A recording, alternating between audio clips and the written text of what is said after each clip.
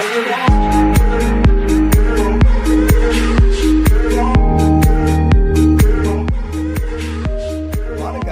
of guys at this level give money anonymously. They're like, I don't even need anybody to know. Yeah. They know. Yeah. They go to sleep at night. That's why I can sleep good. Yeah. I'm going. Like the billionaire upstairs, he doesn't even have an Instagram or Facebook. He doesn't want to be on that. Yeah.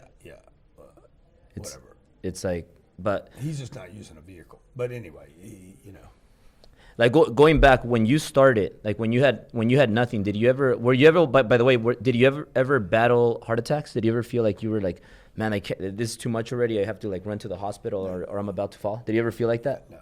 Never. Well, so you know what I've been doing for the last 15 years. So, yeah. So to remove stress from my environment, right? Yeah. So there's no reason to have that kind of stress in your environment. Stress comes from people. Yeah. Comes from the conflict again. Okay. What would cause the heart to stress like that? Conflict, too much data, conflicting data, problems, intention, counterintention, suppression. Mm-hmm. Suppression, dude. Suppression. Evil. So you had that problem before. Evil. People that are confused. Yeah. Evil's not just a guy with bad intentions. Evil can also exist with people that have good intentions that are confused. Yeah. The worst enemy on this planet is not the enemy. It is the person that is your buddy, and it by himself is confused. So he tastes out of this glass and that glass, okay, and he shares confusion with you, and that's what causes conflict. The individual's in conflict. Why can't you sleep? See, because you should be able to just lay down. Boom. I'm good, dude. I'm good. Well, I know my path works. I know because I have the conflict going. Well, okay? I wake up. I can't sleep because I'm really excited because I'm. You don't know why you can't sleep. Because you don't know because why you can't sleep. I'm excited about the future. You do not have the answer to this. You do not know. Please don't act like you know. You don't know. Well, I feel excited. This would be a good time to ask your people to comment. Yeah, comment. Well, do you think Grant's right on this or Albert's right on this? Well, I know. That's how you get the interaction right now. I'm going to take your advice on that. We talked about it before, but if you could go back to when you started, then when you started, you did have conflict and you did have all that suppression and tremendous. Until I started. You almost died. You almost killed yourself, right? Or when they cracked your face open and all that stuff. Yeah, I was 23. Was that? I had been killing myself every day for 16 years.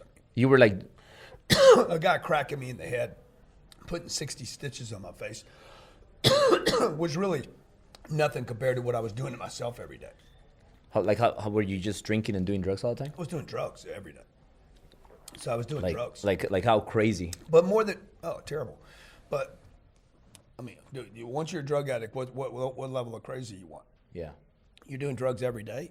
You're already into the. It doesn't matter. There's. So you would have killed yourself if I was killing myself. No, I was if killing that wouldn't myself. have. That actually helped you then because it knocked you down. And you ended up in the hospital. And no, it didn't really help. No. Me.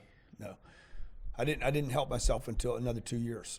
Like nobody knows where the bottom is for themselves. Okay, you would think a guy with 70 stitches in his head and face, 23 years old, beat. Like my mother did not know who I was. Yeah. My sister looked at me and said, "Where's my brother?" Yeah. Nobody knew. Like I was so beat, puffed out, scars over both eyes, underneath both my eyes. You can still see the damage under my eyes today. You're a very good-looking guy though. Well, thank you. See, that's getting weird again. Just kidding. So anyway, I was beat up fucking bad, dude. Yeah. But behind both these guys were professionals. Behind both elbows were bruised. I didn't even know why. The reason why is the professional. What he does is he hits behind your elbow so you can't use your arms anymore. Well, I mean, I was beat up so bad, dude. I don't even remember being beat up like this. Like there was blood on every wall. I was in a room about maybe a third smaller than this. There was blood on every wall, all over the ceiling. I mean, it was like covered. And the next day I was using drugs. Okay. And I had a girlfriend with me that brought me to drugs.